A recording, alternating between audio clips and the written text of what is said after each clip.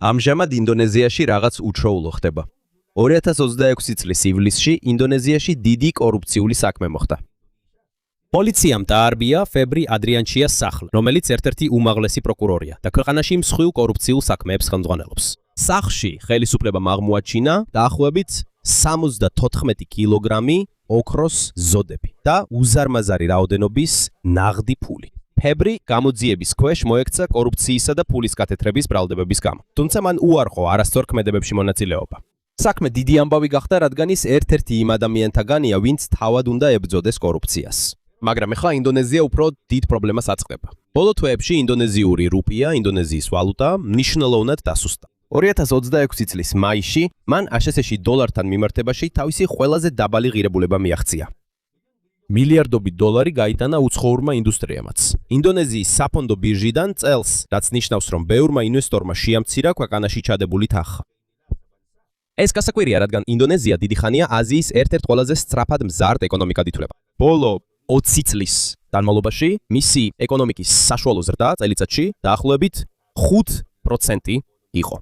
2025 წელს ინდონეზიის მოსახლეობა უკვე 285 მილიონზე მეტი იყო. ეს ასევე მსოფლიოს ერთ-ერთი უმსხვილესი ეკონომიკაა.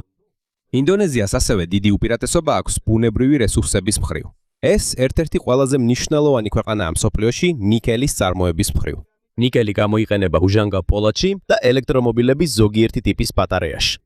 2024 წელს მსოფლიოში მოპოვებული ნიკელის ნახევარზე მეტი ინდონეზიიდან მოდიოდა.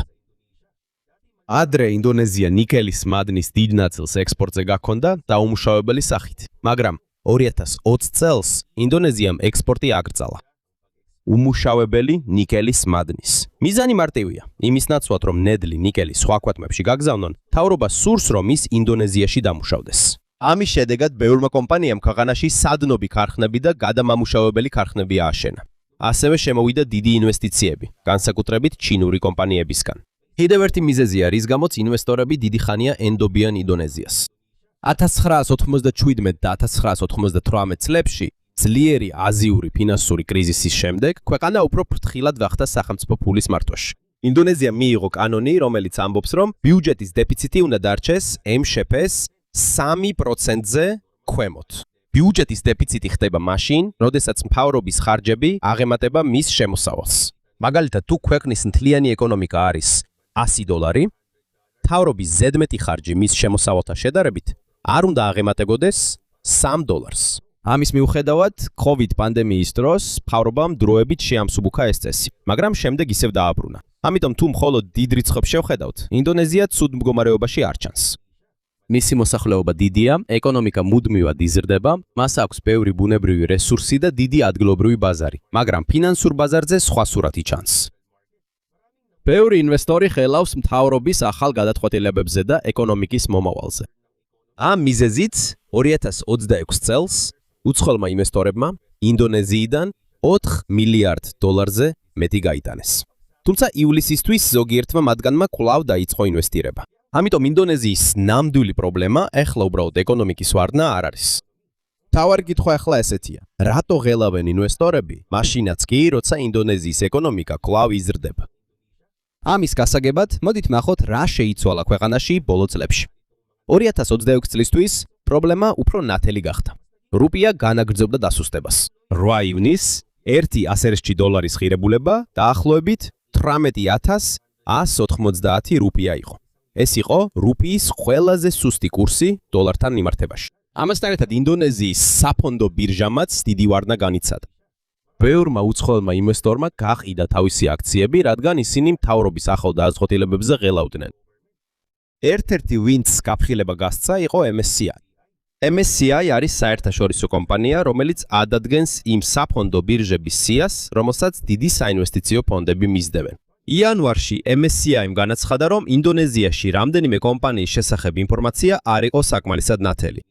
მან ასევე გააფრთხილა, რომ თუ პრობლემა არ მოგვარდება, ინდონეზია შეიძლება გადაიყვანონ საფონდო ბირჟების უფრო დაბალ ჯგუფში. თუ ეს მოხდება, მსხვილი საინვესტიციო ფონდები შეიძლება შეამცირონ ინდონეზიაში ჩადებული თანხები. ამიტომ, როდესაც გაფრთხილება გავრცელდა, ინვესტორები კიდევ უფრო მეტად შეშფოთდნენ. შემდეგ მოხვა Moody's თებერვალში. Moody's არის საერთაშორისო კომპანია, რომელიც აფასებს, რამდენად უსაფრთხოა სესხის გაცემა რომელიმე ქვეყანაში. მან ინდონეზიის შეფასება სტაბილურიდან უარყოფითზე შეცვალა. ეს ნიშნავს, რომ ისინი უფრო მეტად ხელავენ ქვეყნის ეკონომიკის მომავალზე. მარტში მსგავსი გაფრთხილება გასცა Fitch-მაც. Moody's-ის მსგავსად Fitch-იც აფასებს, რამდენად უსაფრთხოა სესხის გაცემა და ინვესტირება რომელიმე ქვეყანაში. იმის გამო, რომ ეს გაფრთხილებები ერთმანეთის მიყოლებით მოდიოდა, ინვესტორები ინდონეზიაში უფრო ფრთხილები გახდნენ. ამის შემდეგ კიდევ ერთი ახალი მთავრობის პოლიტიკა გაჩნდა, რომელმაც კიდევ უფრო მეტი განხილვა გამოიწვია. ივნისში ინდონეზია მიიღო ახალი კანონი დანანტარას შესახებ. დანანტარა არის მთავრობის დიდი საინვესტიციო ფონდი. ის იღებს ფულს ინვესტორებისგან, რათა გამოიყენოს ქვეყნის დიდ პროექტებსა და ბიზნესებში. ობლიგაცია კი სესხის მსგავსია. მაგალითად, ეხა 100 სხე ფულს დანანტარას. შემდეგ ის მომავალში გადაგიხდის ამ თანხას დამატებითი მოგებით. პრობლემა ის იყო, რომ ბატის ზოგიერთი მყიდველი სპეციალური დაცვით სარგებლობდა. ამიტომ ზოგიერთ ჯგუფს შეეშინდა, რომ ვიღაცამ შეიძლება ეს გამოიყენოს უკანონო საქმიანობიდან მიღებული ფულის დასამალად. მაგრამ მთავრობამ განაცხადა, რომ მისი მიზანი მხოლოდ ის არის, რომ მეტი ადამიანი წაახალისოს ინვესტიციების ჩადებაში ინდონეზიაში. ამასთან ერთად რუპია სუსტდება. ამიტომ ინდონეზიის ბანკი იყენებს მის ხელთ არსებულ დოლარებს, რათა მხარი დაუჭიროს ქვეყნის ვალუტას. წარმოიდგინეთ, თითქოს ინდონეზიას საგანგებო დანაზოგი აქვს. როდესაც რუპია სუსტდება, ისინი იღებენ ამ დანაზოგის ნაწილს, რათა დაეხმარო, მაგრამ როცა ამას იყენებენ, მათი რეზერვით მცირდება. მათ ასევე გაზარდეს საპროცენტო განაკვეთი, რათა უფრო მეტად წაახალისონ ინვესტორები, არ გაიტანონ თავიანთი ფული. მოკლედ რო თქვათ, ინდონეზიას სურს, რომ მეტი ფული დარჩეს ქვეყნის შიგნით, მაგრამ პრობლემა ისაა, რომ ბევრი ინვესტორი მაინც ხელავს და გამოაქვს თავისი ფული. ამიტომ მიუხედავად იმისა, რომ ეკონომიკა კვლავ იზრდება, ზოგიერთი ადამიანის ნდობა მთავრობის მართვის მეთოდების მიმართ სუსტდება. კიდევ ერთი კითხვა ახლა ისაა, ნამდვილად გრძნობს თუ არა ჩვეულებრივი ინდონეზიელი ეკონომიკის ზრდას. 2026 წლის პირველი კვარტალში ოფიციალური მონაცემებით ეკონომიკა გაიზარდა 5.61%-ით. ეს მაჩვენებელი საკმაოდ მაღალია, მაგრამ ზრდის დიდი ნაწილი მოდის მთავრობის გაზრდილი ხარჯებიდან და ადამიანების უფრო დიდი დანახარჯებიდან რამადანის პერიოდში. ეს არ ნიშნავს, რომ ყველას ცხოვრება გაუმჯობესდა. ეს ჩანს საშუალო კლასში. 2019 წელს მათი რაოდენობა იყო 57 მილიონი. ინდონეზიელები, რომლებიც საშუალო კლასს მიეკუთვნებიან. 2024 წლისთვის ეს რიცხვი შემცირდა და დაახლოებით 48 მილიონი გახდა. ბევრ ყოფილ საშუალო კლასის წარმომადგენელს შემოსავალი შეუმცირდა. ისინი არ არიან ღარიბები, მაგრამ მათი შემოსავალი არც ისე საკმარისია, რომ ითქვას კომფორტულად ცხოვრობენ. ამიტომ პრეზიდენტ პრაბოვო სუბიანტოს ერთ-ერთი მთავარი პრობლემა ის არის თუ როგორ გაზარდოს ჩვეულებრივი ადამიანების შემოსავალი და სამუშაო ადგილები. მისი კიდევ ერთი ყველაზე დიდი პროგრამაა უფასოყვება სტუდენტებისა და ორსულებისთვის. ამ პროგრამის მიზანია საშუალო ფენის და მილიონობით ინდონეზიელის კვებითი მდგომარეობის გაუმჯობესება. მაგრამ იმის გამო, რომ პროგრამა ძალიან მასშტაბურია, ხარჯებიც ძალიან დიდია. 2026 წლისთვის ამაზე გამოყოფილია 100 ტრილიონი რუპია. შემდგომში ბიუჯეტი შეამცირეს, რადგან მთავრობამ სხვა საჭიროებებზეც უნდა დახარჯოს თანხა. პრობლემა თავად უფასოყვება არ არის. კითხვა, შეძლებს თუ არა მთავრობა უფრო მეტ ადამიანს უფასოყვება უზრუნველყოს, ისე რომ ფული არ დაიხარჯოს უშედეგოდ. პრობლემა კიდევ უფრო გამწვავდა 2026 წლის ივნისში, როდესაც დააკავეს ეროვნული კვების სააგენტოს ყოფილი ხელმძღვანელი. მას და კიდევ ორ ყოფილ ოფიციალურ პირს ბრალი წაუყენეს კორუფციაში, რაც დაკავშირებულია ზოგიერთი სამზარეულოს ოპერატორის შერჩევასა და აღჭურვილობის შეძენასთან. საქმე ჯერ კიდევ გრძელდება. კიდევ ერთი ცვლილება იყო, რომელსაც ინვესტორები ყურადღებით აკვირდებოდნენ, 2025 წლის სექტემბერში პრეზიდენტმა პრაბოვომ შეცვალა ფინანსთა მინისტრი სრი მულიანი ინდრავატი. ის დიდი ხნის განმავლობაში სანდო იყო ბევრი ინვესტორისთვის, რადგან ფრთხილად ხარჯავდა მთავრობის ფულს. ამიტომ როცა ის თანამდებობიდან წავიდა, ზოგიერთმა ინვესტორმა ინერვიულა, რომ შესაძლოა მთავრობის ხარჯები გაიზარდოს. ის შეცვალა პურბაია იუდისადევამ, კიდევ უფრო გაიზარდა შეშფოთება, როცა ინდონეზიის ბანკის ვიცე-გუბერნატორი გახდა თომას ჯუანდონო, რომელიც თავად პრეზიდენტ პრაბოვოს დისწული. ინდონეზიის ბანკი ქვეყნის ცენტრალური ბანკია და მისი მოვალეობაა მნიშვნელოვანი გადაწყვეტილებების მიღება ფულთან და საპროცენტო განაკვეთებთან დაკავშირებით. დანიშვნა კანონიერია და ის პარლამენტის გავლით მოხდა. თუმცა ზოგიერთი ინვესტორი შეშფოთებულია, რომ შესაძლოა მთავრობას უფრო მეტი გავლენა ჰქონდეს ცენტრალურ ბანკზე. ამიტომ ინვესტორები მხოლოდ ერთ პრობლემას არ უყურებენ. ისინი ხედავენ მთავრობის დიდ ხარჯებს, მნიშვნელოვანი ოფიციალური პირების ცვლილებებს, კორუფციის შემთხვევებს და კითხვებს იმის შესახებ, რამდენად თავისუფალია ცენტრალური ბანკი გადაწყვეტილებების მიღებაში. ამიტომ, მიუხედავად იმისა, რომ ოფიციალური მონაცემებით ეკონომიკა კვლავ იზრდება, მთავარი კითხვა ისაა, გააგრძელებენ თუ არა ხალხი და ინვესტორები ნდობას იმის მიმართ, როგორ მართავს მთავრობა ქვეყანას. თავდაპირველად ბევრი ბიზნესი შეშფოთებული იყო, რადგან არ იყო ნათელი, რამდენად დიდი იქნებოდა DSI-ის კონტროლი. შემდგომში დანანტარამ განაცხადა, რომ თავდაპირველად DSI მხოლოდ დააკვირდება პროდუქციის ექსპორტს სხვა ქვეყნებში. ის ჯერ არ გადაიბარებს კერძო ექსპორტიორების მთელ საქმიანობას. მაგრამ დროთა განმავლობაში DSI-ის როლი კიდევ უფრო გაიზრდება. მთავრობისთვის ეს დაეხმარება, რომ ინდონეზიაში დარჩეს მეტი უცხოური ვალუტა და უზრუნონ ველყოს, რომ კომპანიები სწორად აცხადებენ შემოსავალსა და გადასახადებს. მაგრამ ზოგიერთი ბიზნესისა და ინვესტორისთვის ეს დამატებითი წესებია. როდესაც ბევრი ახალი წესი არსებობს და ისინი ხშირად იცვლება, ბიზნესებისთვის უფრო რთულია დაგეგმა. ამასთან ერთად ინდონეზია ცდილობს ახალი უცხოელი ინვესტორების მოზიდვასაც. 2026 წლის ივლისში პარლამენტმა მიიღო კანონი საერთაშორისო ფინანსური ცენტრების შექმნის შესახებ. ეს სპეციალური ბიზნეს ზონას გავს, რომელიც განკუთვნილია დიდი ბანკებისასა და უცხოელი ინვესტორებისთვის. შესაძლოა ასეთი ცენტრი ბალიზე შეიქმნას. ასევე დიდი სარგებელი ექნებათ შემოსულ ინვესტორებს. ზოგიერთი კვალიფიციური კომპანია შეიძლება 50 წლამდე საერთოდ არ გადაიხდის კორპორაციულ გადასახადს. მათ ასევე შეუძლიათ გამოიყენონ უცხოური ვალუტა და ექნებათ სპეციალური მექანიზმი, რომ უფრო სწრაფად მოაგვარონ ბიზნეს პრობლემები. ასე რომ ინდონეზია თითქოს ერთდროულად ორ რამეს აკეთებს. ეს უფრო მეტად აფერხებს ფულის ქვეყნიდან გადინებას, მაგრამ ამავდროულად ის დიდ სარგებელს სთავაზობს, რათა წაახალისოს ახალი კაპიტალის შემოსვა. მაგრამ ყველა ინვესტორს ნდობა არ დაუკარგავს. ივლისში ჯაკარტას საფონდო ინდექსი 10%-ზე მეტით გაიზარდა. მას შემდეგ რაც ის მნიშვნელოვნად დაეცა. რამდენიმე უცხოელმა ინვესტორმა კვლავ დაიწყო ინდონეზიური აქციების შეძენა, რადგან მათი აზრით ზოგიერთი დიდი კომპანიის აქციები უკვე იაფია. საინვესტიციო კომპანია Alan Graham ინდონეზიაში პირველად განახორციელა ინვესტიცია.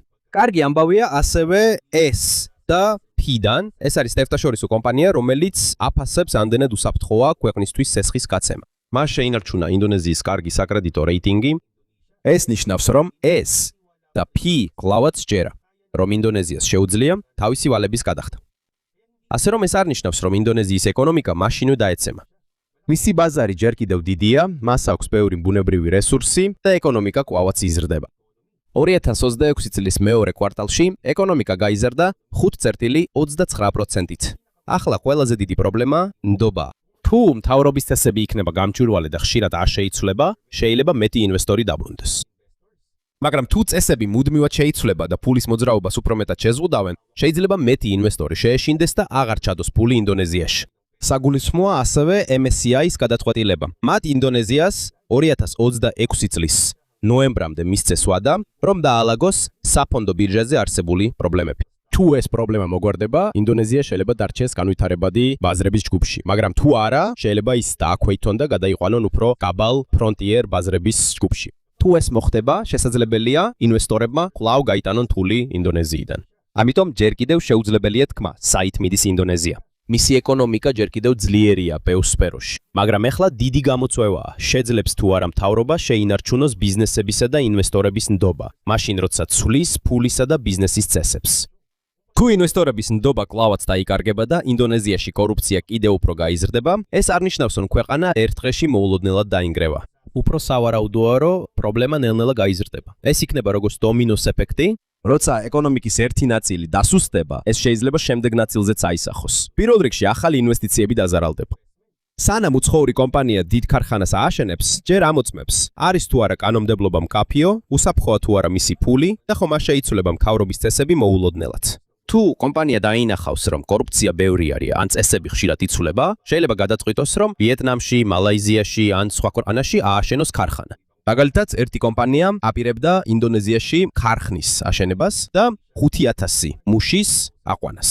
თუ კომპანია უკან დაიხევს, მხოლოდ ინვესტიცია არ დაიკარგება. ასევე დაიკარგება 5000 პირდაპირი სამუშაო ადგილი.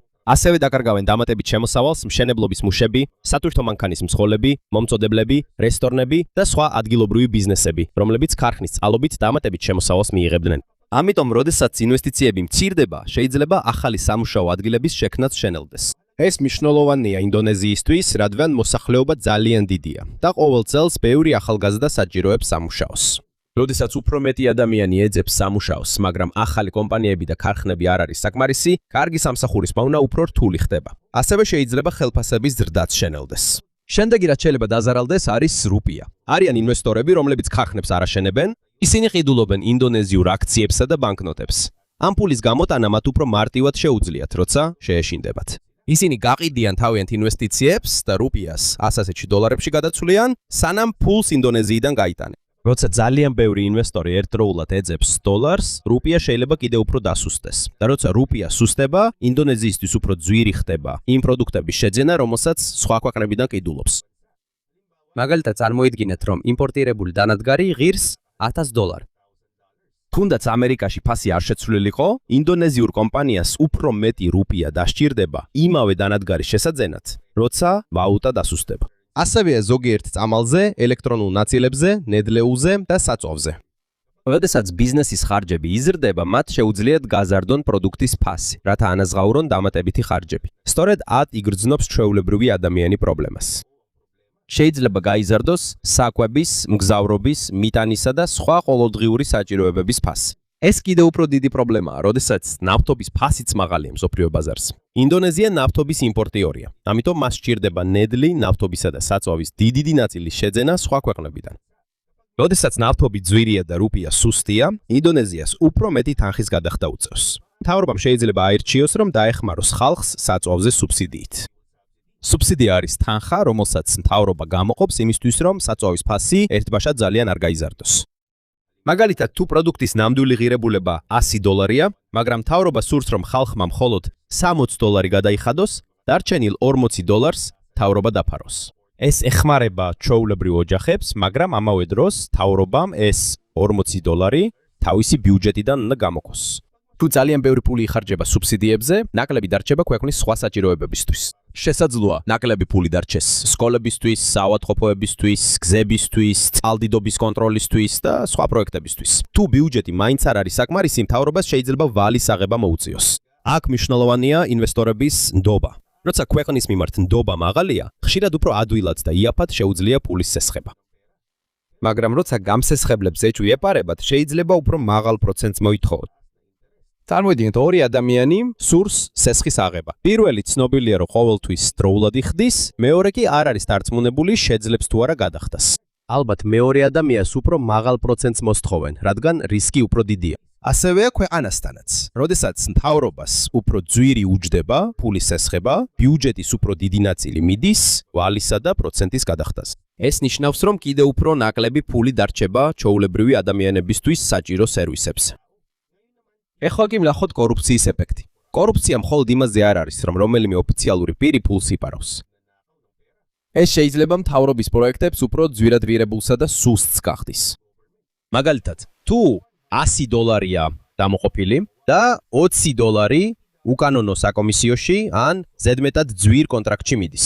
რეალურად გზისთვის მხოლოდ $80 დარჩება. შეიძლება უფრო იაფი მასალები გამოიყენა. შესაძლოა გზა უფრო მოკლე იყოს, ვიდრე დაგეგმილი იყო. ასევე პროექტი შეიძლება უფრო ადვილად დაზიანდეს. ქაღალდზე კი მთავრობა მაინც $100 დახარჯა. მაგრამ ხალხმა $100 ღირებულება არ მიიღო. ასევე შეიძლება მოხდეს სკოლაში, საავადმყოფოში, ხიდზე, რკინიგზაზე და სხვა პროექტებში. უფრო საშიშია, როცა კორუფცია აღწევს იმ კომპანიების შერჩევის პროცესში, რომლებიც მთავრობის კონტრაქტებს იღებენ.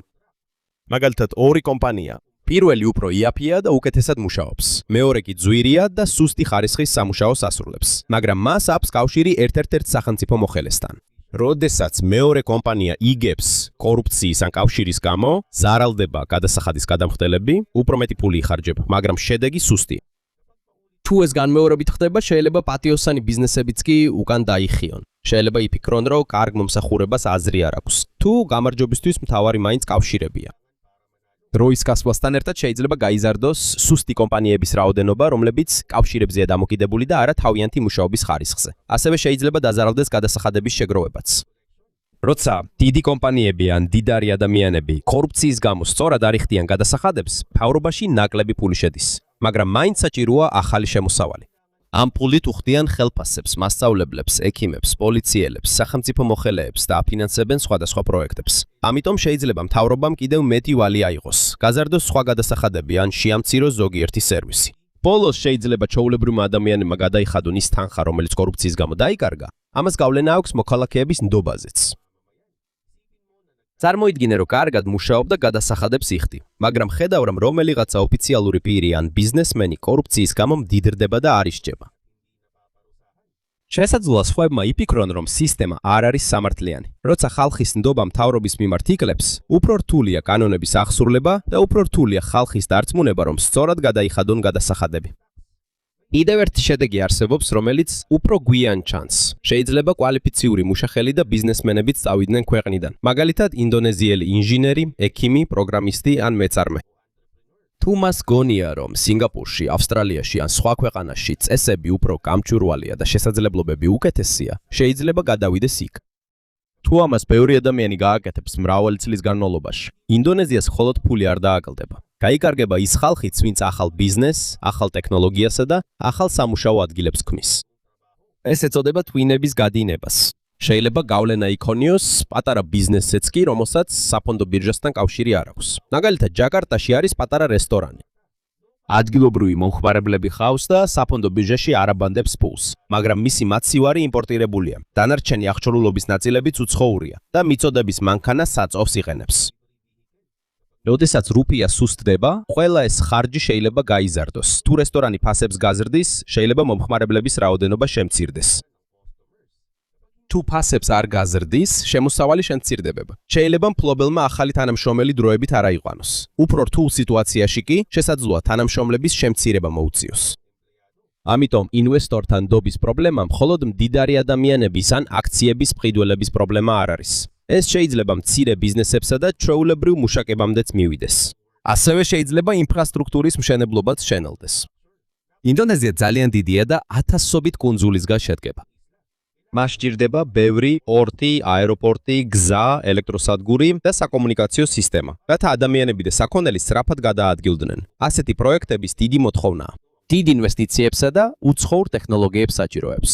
თუ ინვესტორები შემცირდება, ზოგიერთი პროექტი შეიძლება დაგვიანდეს, ან მათი განხორციელება უფრო ძვირი გახდეს. როდესაც ტრანსპორტი და ინფრასტრუქტურა სუსტია, საკვების და პროდუქციის ერთი ადგილიდან მეორეში გადატანა უფრო ძვირი ჯდება. და როდესაც ტრანსპორტირების ხარჯი მაღალია, შეიძლება გაიზარდოს ფასიც, რომელსაც ჩვეულებრივი მომხმარებელი იხდის. ამიტომ, როდესაც ინვესტიციების დაკარგვა და მზარდი კორუფცია ერთმანეთს ემატება, შეიძლება აშკარა ჯაჭვური რეაქცია წარმოიშვას. პირველ რიგში, ახალი ინვესტიციები მცირდება. შემდეგ, სამუშაოს შექმნა ნელდება. როდესაც ინვესტორები ბევრ ფულს გამოაქვთ, რუპია შეიძლება დასუსტდეს. როდესაც რუპია სუსტია, იმპორტირებული საქონელი და ბენზინი შეიძლება გაძვირდეს. როდესაც მთავრობისა და ბიზნესის ხარჯები იზრდება, ახალი პროექტებისა და სამუშაოების შექმნა უფრო რთული ხდება. და თუ სისტემაში კორუფციაც არის, იმ ფულიდან ასაც ხარჯავენ, ხალხამდე რეალურად ნაკლები აღწევს. მაგრამ მნიშვნელოვანია გავარკვიოთ, რომ ეს ყველაფერი აუცილებლად არ ნიშნავს, რომ ინდონეზიაში ასე მოხდება. ეს მხოლოდ სცენარია. თუ ნდობის დაკარგვა და კორუფცია კიდევ უფრო გაუარესდება. ინდონეზია მაინც დიდი ქვეყანაა. მას აქვს ბევრი ბუნებრივი რესურსი, დიდი მოსახლეობა და უზარმაზარი ადგილობრივი ბაზარი. ჯერ კიდევ არიან ინვესტორები, რომლებიც ქვეყნის გრძელვადიან მომავალს ენდობიან. ამიტომ ჯერ კიდევ არსებობს შანსი, რომ უფრო დიდი პრობლემის თავიდან აცილება მოხდეს. თუ წესები იქნება ნათელი, მთავრობა ფრთხილად მოეკიდება ბიუჯეტს, კორუფციაში ჩართული პირები პასუხს აგებენ და ცენტრალური ბანკი გადაწყვეტილებების მიღებაში დამოუკიდებელი დარჩება. ნდობა შეიძლება დაბრუნდეს. როცა ნდობა დაბრუნდება, უფრო ადვილი იქნება ახალი ქარხნის შეთავაზება. ბიზნესი და ინვესტიცია. როცა ბიზნესი გაიზრდება, შეიძლება სამუშაო ადგილებიც გაიზარდოს და ჩვეულებრივი ადამიანების შემოსავალიც გაიზარდოს. მაგრამ თუ პირიქით მოხდება და კორუფცია გაიზრდება და წესები მოულოდნელად შეიცვლება, კომპანიებისთვის უფრო რთული იქნება თავიანთი ფულის ინვესტირება ინდონეზიაში. და თუ ეს დიდხანს გაგრძელდება, ქვეყანას ყველაზე დიდი დანაკარგი ექნება არა მხოლოდ დოლარებში ან აქციებში, ასევე დაიკარგება ქარხნები, რომლებიც შეიძლებოდა აშენებულიყო, სამუშაო ადგილები, რომლებიც შეიძლებოდა შექმნილიყო, ბიზნესები, რომლებიც შეიძლებოდა გაზრდილიყო და შესაძლებლობები, რომლებიც შეიძლებოდა შემდეგ თაობას გადასცემოდა.